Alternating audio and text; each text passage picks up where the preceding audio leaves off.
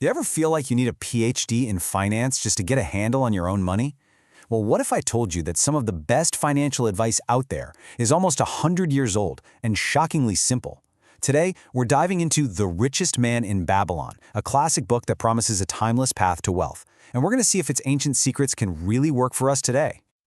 I mean, seriously, does this look familiar? It feels like every single day there's a new crypto to track, a new hot stock to buy, and about a dozen different gurus yelling at you from your phone. It is so easy to feel completely lost in all that noise. But what if the best answers aren't buried in some complex new algorithm? This book makes a pretty bold claim that the real secrets to building wealth have been hiding in plain sight for centuries. It's all about applying some ancient wisdom to our modern wallets. And here's the genius part.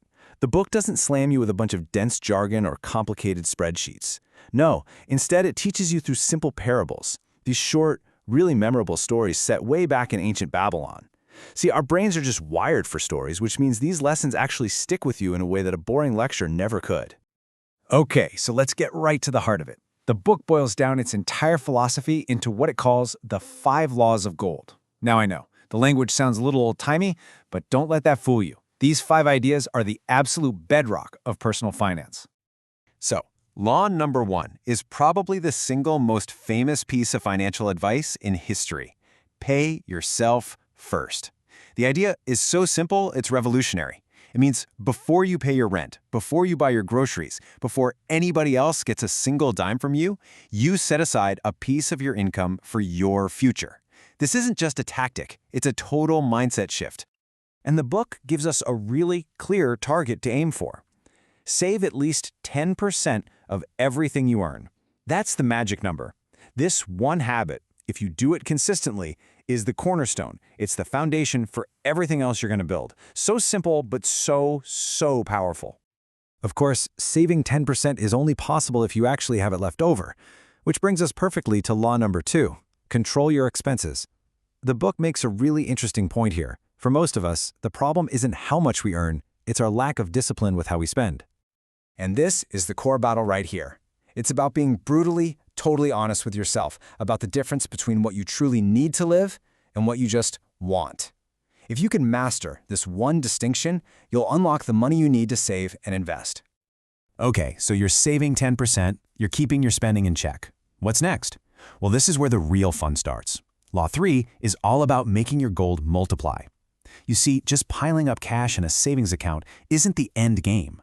The goal is to put that money to work so that it starts earning more money for you all on its own. That's the magic of investing. Now, once your money starts working and growing for you, a whole new priority pops up, and that's Law 4, guard your treasures from loss. This is a huge reality check. The world is absolutely full of get-rich-quick schemes, and the book is very clear. You have to protect your hard-earned savings from them. I mean, just think about this. In the book, a character loses all his money because he trusts a brickmaker's advice on buying rare jewels. And you might think, well, that's silly, but is it? That's the ancient version of dumping your life savings into some random meme stock just because you saw it trending online. The technology is different, but the mistake, it's exactly the same. The lesson is timeless. Invest with wisdom, not hype. And that brings us to the 5th and final law, which honestly might be the most important of them all. What's the single best investment you can ever make? It's you. It's investing in yourself. The more you improve your own skills, your own knowledge, the more you increase your ability to earn. It creates this amazing upward spiral. You learn more, you earn more, which lets you save more, which lets you invest more. So those are the 5 laws. Pretty simple, right? But it kind of makes you wonder, why has this book, of all books, been a classic for almost 100 years? What's the secret sauce? Well, it really comes down to 3 big things. First, like we said, it uses stories. We remember the tale of Arcad, the richest man in Babylon, way better than we'd ever remember a spreadsheet. Second, these rules are universal. It doesn't matter if you're in ancient Babylon or modern-day New York, pay yourself first just works. And third, it's just so practical. There's no fluff, just simple, actionable advice you can start using today. But with all of that said, is this book really for everybody? Let's take a quick, honest look at who's going to get the most out of this and who might not.